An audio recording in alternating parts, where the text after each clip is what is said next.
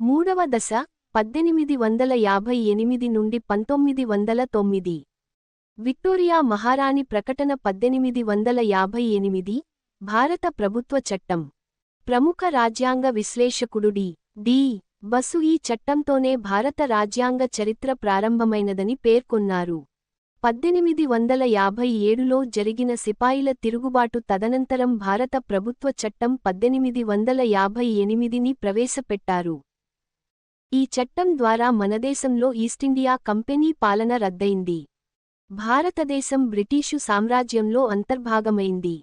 భారతదేశ పరిపాలనను బ్రిటీష్ వారు ప్రత్యక్షంగా నిర్వహించినారు. బ్రిటీషు మహారాణి సార్వభౌమత్వ పరిధిలోగల మనదేశ పరిపాలనకు అవసరమైన శాసనాలను బ్రిటీషు పార్లమెంటు రూపొందిస్తుంది. లండన్లో భారత రాజ్య కార్యదర్శి అనే పదవిని ఏర్పాటు చేశారు. భారత రాజ్య కార్యదర్శి బ్రిటీష్ క్యాబినెట్లో భాగంగా మనదేశ పరిపాలనా వ్యవహారాలకు సంబంధించి బ్రిటీష్ పార్లమెంటుకు బాధ్యత వహిస్తారు. కార్యదర్శికి సలహాలివ్వటం కోసం 15 మంది సభ్యులతో కూడిన కౌన్సిల్ను ఏర్పాటు చేశారు. మొదటి కార్యదర్శి చార్లెస్ వుడ్స్. భారత గవర్నర్ జనరల్ను వైస్రాయిగా మార్చారు. మనదేశ మొదటి viceroy lord Canning. Lord Canning viceroy భారతదేశంలోని స్వదేశీ సంస్థానాలతో బ్రిటీష్ రాజమకుటం యొక్క రాజప్రతినిధిగా వ్యవహరించడం కోసం వైస్రాయ్ హోదాను కల్పించినారు. బ్రిటీషు ప్రభుత్వ పరిపాలనలో ఉన్న ప్రాంతాల పరిపాలన విషయాలను నిర్వహించేటప్పుడు గవర్నర్ జనరల్గా వ్యవహరిస్తారు. కంపెనీ పాలనా కాలంలోనూ, బ్రిటీషు ప్రభుత్వ కాలంలోనూ పనిచేసిన అత్యున్నత అధికారి లార్డ్ కానింగ్. భారత పాలనా వ్యవస్థలో క్రమానుగత శ్రేణిలో కేంద్రీకృత పాలనా వ్యవస్థను ప్రవేశపెట్టటం జరిగింది. ఈ చట్టాన్ని గుడ్ గవర్నెన్స్ ఇన్ ఇండియా చట్టంగా పేర్కొంటారు. విక్టోరియా రాణి ఈ చట్టాన్ని భారత ప్రజల స్వేచ్ఛా స్వాతంత్ర్యాలకు, మాగ్నా కార్టా వంటిదిగా అభివర్ణించింది.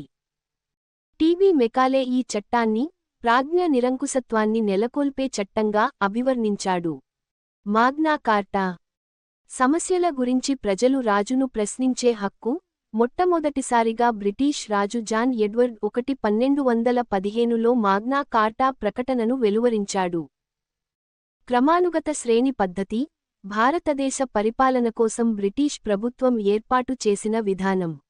బ్రిటీష్ రాణి బ్రిటీష్ కేబినెట్ మంత్రిమండలి. భారత రాజ్య కార్యదర్శి లండన్లో. వైస్రాయి గవర్నర్ జనరల్ కేంద్రంలో. రాష్ట్ర గవర్నర్ రాష్ట్రంలో. కలెక్టర్ జిల్లాలో. తాలూకా అధికారి తాలూకా. గ్రామాధికారి. పోర్ట్ పోలియో వ్యవస్థ.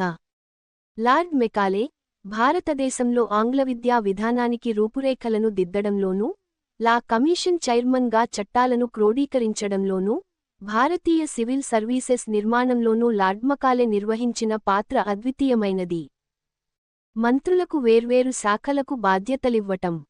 1859లో సివిల్ ప్రొసీజర్ కోడ్ సిపిసి చట్టం. 1860లో భారతీయ శిక్షాస్మృతి ఐపీసీ. 1861లో క్రిమినల్ ప్రొసీజర్ కోడ్ సిఆర్పిసి. భారత్లో సివిల్ సర్వీసెస్కు ఒక రూపం తీసుకువచ్చినవారు కారన్వాలిస్.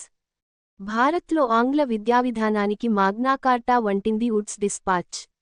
దేశంలో ఆంగ్ల విద్యా విధానానికి దిశలను నిర్దేశించిన వ్యక్తి లార్డ్ మెకాలే. కౌన్సిల్ చట్టం 1861.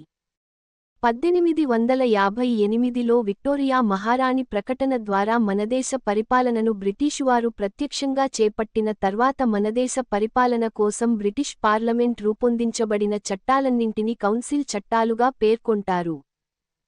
భారత రాజ్య కార్యదర్శితో కూడిన 15 మంది కౌన్సిల్ సభ్యుల పేరుమీద చట్టాలను రూపొందించడం వలన ఈ చట్టాలను కౌన్సిల్ చట్టాలుగా పేర్కొంటారు. 1859లో కానింగ్ కాలంలో మనదేశంలో ప్రవేశపెట్టబడిన పోర్ట్ఫోలియో విధానమునకు చట్టబద్ధతను కల్పించారు. ప్రభుత్వంలోని మంత్రిమండలి సభ్యులకు శాఖలను కేటాయించుటను పోర్ట్ఫోలియో విధానం అంటాడు. గవర్నర్ జనరల్కు ఆర్డినెన్సులను జారీ చేయు అధికారం కల్పించారు. ఆర్డినెన్సు అనగా ఉత్తర్వు, దీనికి సాధారణ శాసనాలకున్నంత విలువ ఉండును. ప్రభుత్వం యొక్క ఆదాయం, వ్యయాలకు సంబంధించిన సంవత్సర నివేదిక అయిన బడ్జెట్ను ప్రవేశపెట్టే పద్ధతిని ప్రారంభించారు. కేంద్ర లెజిస్లేటివ్ కౌన్సిల్లో మొదటిసారిగా భారతీయులకు ప్రాతినిధ్యం కల్పించారు. Veru. 1. పాటియాలా మహారాజు నాగేంద్ర సింగ్. 2. బెనారస్ మహారాజు నారాయణ్ సింగ్. 3. సర్ దినకర్ రావు. కలకత్తా, బొంబాయి, మద్రాసుల యందు లెజిస్లేటివ్ కౌన్సిల్లను ఏర్పాటు చేశారు. హైకోర్టుల ఏర్పాటుకు అవకాశం కల్పించినారు. 1862 మొదటి హైకోర్టు కలకత్తాలో ఏర్పాటు చేయగా అదే సంవత్సరం మద్రాస్ మరియు బొంబాయి హైకోర్టులను ఏర్పాటు చేయడం జరిగింది. భారత జాతీయ కాంగ్రెస్ ఏర్పాటు 1885. బ్రిటిష్ అధికారి అయిన ఓ. హ్యూమ్ భారత జాతీయ కాంగ్రెస్ను 1885లో ఏర్పాటు చేసినాడు.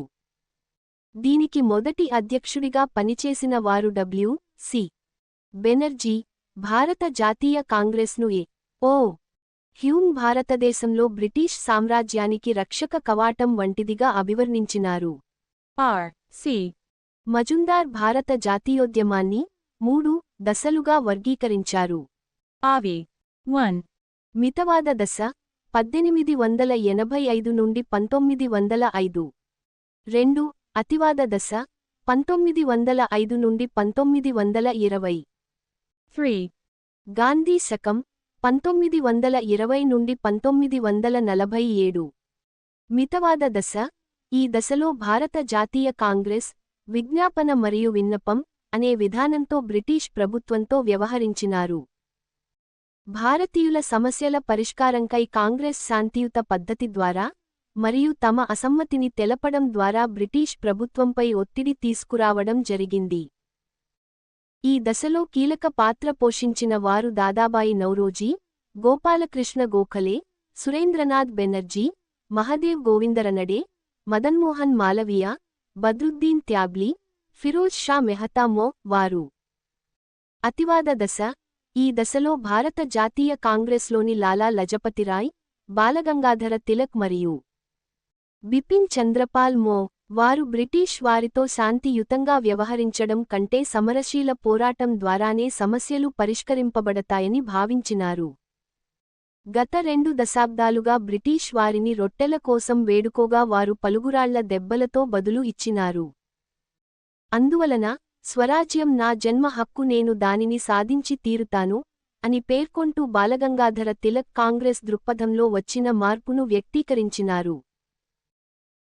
గాంధీ శకం 1920లో బాలగంగాధర తిలక్ మరణానంతరం భారత జాతీయ కాంగ్రెస్ నాయకత్వాన్ని చేపట్టిన మహాత్మాగాంధీ మనదేశం స్వాతంత్ర్యాన్ని సంపాదించేటంతవరకు జాతీయ ఉద్యమానికి దిశను నిర్దేశించడమే కాకుండా తనదైన శైలిలో అనగా అహింస మరియు సత్యాగ్రహం పద్ధతిలో ఉద్యమాన్ని నడపడమే కాకుండా దేశం స్వాతంత్ర్యం సంపాదించడంలో కీలకపాత్ర పోషించి జాతిపితగా కీర్తింపబడటం వలన 1920 నుండి 1947 వరకు గల కాలాన్ని గాంధీ శకంగా వర్ణిస్తారు.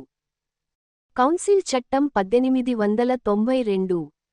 ఈ చట్టం ద్వారా కేంద్ర మరియు రాష్ట్రాల లెజిస్లేటివ్ కౌన్సిల్ల నందు సభ్యుల యొక్క సంఖ్యను పెంచడం జరిగింది. కేంద్ర లెజిస్లేటివ్ కౌన్సిల్ సభ్యుల్ని 47కు పెంచారు. ఈ చట్టం ద్వారా కేంద్ర శాసనసభలో భారతీయుల ప్రాతినిధ్యమును 6కు పెంచటం జరిగింది. శాసనసభలో సభ్యత్వం పొందినవారు 1. సురేంద్రనాథ్ బెనర్జీ, 2. గోపాలకృష్ణ గోఖలే, 3. దాదాబాయి నౌరోజ్, 4. ఫిరోజ్ షా మెహతా, 5. రాస్ బిహారీ ఘోష్, 6. బిల్స్టామీ. కేంద్ర శాసనసభలో బడ్జెట్ మినహాయించి మిగిలిన పరిపాలనా అంశాలపై ప్రశ్నించే అవకాశం కల్పించారు. మనదేశంలో మొదటిసారిగా ప్రతినిధుల ఎంపిక ప్రక్రియను ప్రవేశపెట్టారు. పరోక్ష ఎంపిక విధానం. 1905లో లార్డ్ కర్జన్ బెంగాల్ను విభజించారు. బెంగాల్ విభజనకు వ్యతిరేకంగా వందేమాతరం ఉద్యమం, స్వదేశీ ఉద్యమం జరిగినవి. 1906లో ఢాకా నవాబు సలీముల్లా అలీ సోదరుల నేతృత్వంలో ముస్లిం లీగ్ ఏర్పడింది. 1907లో భారత జాతీయ కాంగ్రెస్లో అతివాదులు, మితవాదుల మధ్య సూరత్ చీలిక ఏర్పడింది. 4